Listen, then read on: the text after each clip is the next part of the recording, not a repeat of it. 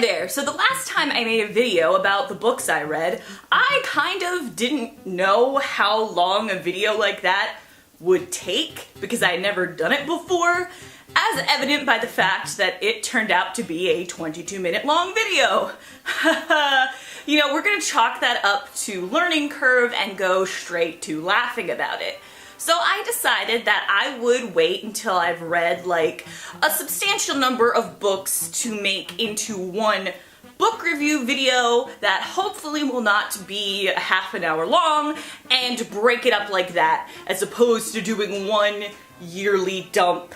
That seems to be a better system, and I'm gonna do it. Here we go. The first book I read in 2016 was Welcome to Night Vale by Joseph Fink and Jeffrey Cranor. Now, this is the book based off of the amazing podcast Welcome to Night Vale. If you have not listened to the Welcome to Night Vale podcast, I highly recommend it.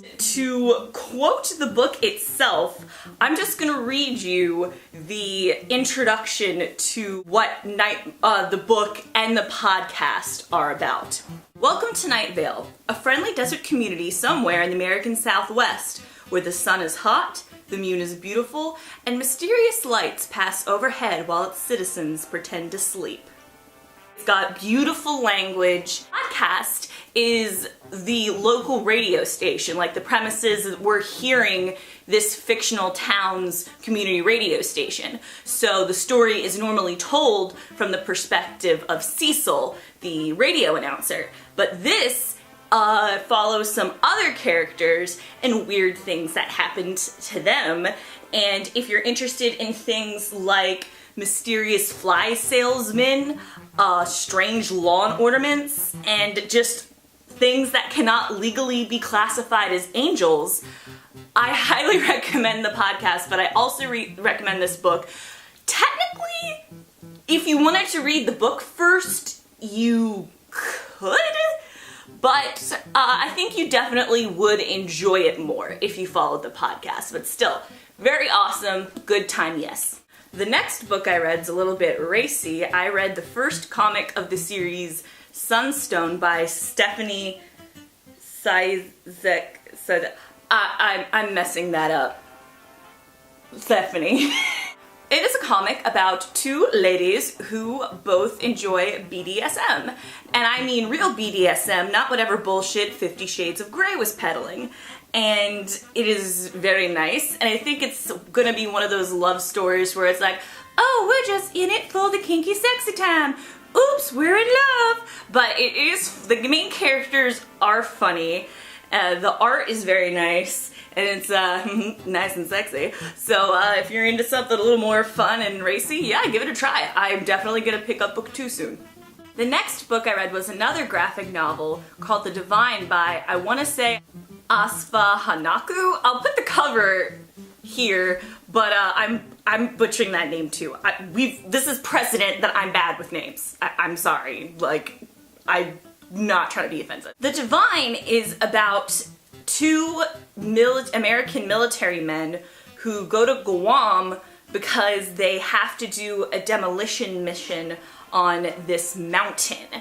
But there's a little bit of trouble when they run into a group of kind of, I don't know how to describe it, sort of vagrant child soldiers who firmly believe that if you try to blow this mountain up, you will awaken a dragon. And it's really cool. It's really interesting. The artists, you really got into making it look like art from the culture in Guam. Like, it is just so cool. And it was, I thought that maybe story-wise, I really would have liked more. Like, maybe go into more of, like, the weird backstory of some of the kids and some of the magic. But I still thoroughly enjoyed what I did see. and I guess it's not a bad review to say, oh, I liked what I got so much, I wanted more of it. So yeah, if you ever get a chance to pick up The Divine, go ahead. The next book I read was The Art of Asking by Amanda Palmer. Now, I read this as part of research for a podcast that I was going to do with my friend. Unfortunately, the podcast didn't really work out, and right now I'm not sure if the friendship did either. Isn't it funny to be in that position? But anyhow, I am not like a fan of Amanda Palmer. I'm not really into her music, so I kind of came into this book for the research. 2011, Amanda Palmer broke away from her record label, and she decided that instead of like going through the horrible vultures of like music producers, she was going to crowdsource her next album. And she ended up raising $1.2 million. And I believe at the time it was the most money ever raised on Kickstarter for a music project ever.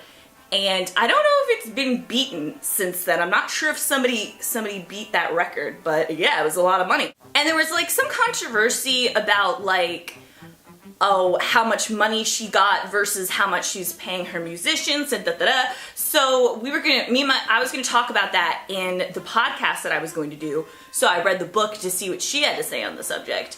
And it ended up being a pretty interesting book, actually. I think that Amanda Palmer is very engaging, and I was lucky enough to listen to the audiobook, and it had like music breaks in it.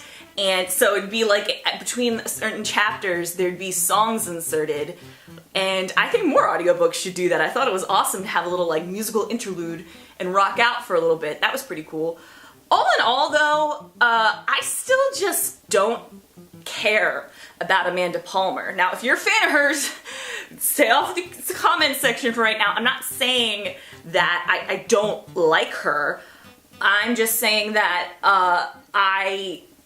if she tweeted that, oh, I'm quitting music today, I wouldn't be affected.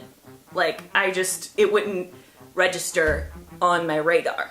Like, she can be happy as she wants, and if you're a fan of her, good for you. I don't really care about her. Like, she doesn't affect me on that level, and this book didn't change my mind. If it was supposed to, I don't know. But then again, like I said, it is an engaging read. If you were thinking about picking it up, it is definitely entertaining. I especially suggest you pick it up if you like Amanda Palmer, because she does go into a lot of stuff about her backstory and her life. But for those of you who were wondering about the crowdsourcing thing, you might just want to see her TED Talk about the art of asking, which was something that she did, I believe it was shortly before the book, and it'd still be condensed.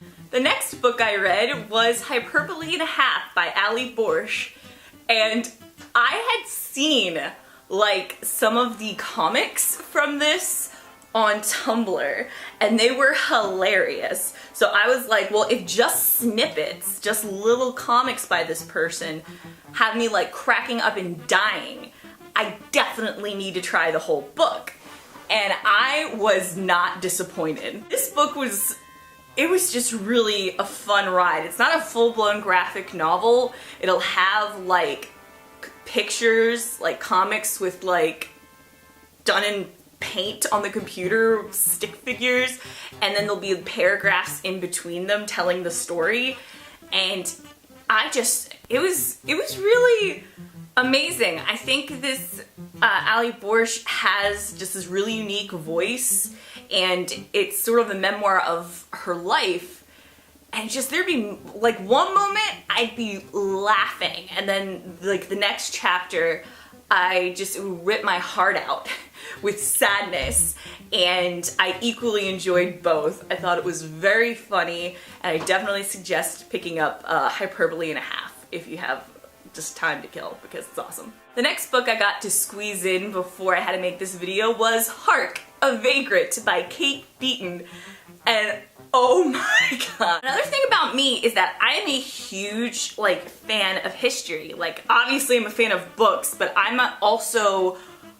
love hyper-specific history, and I love jokes about history. It's some of my favorite things. Like the show Drunk History is my shit. I live for like, hey, there's this weird thing that happened in history and it's hilarious.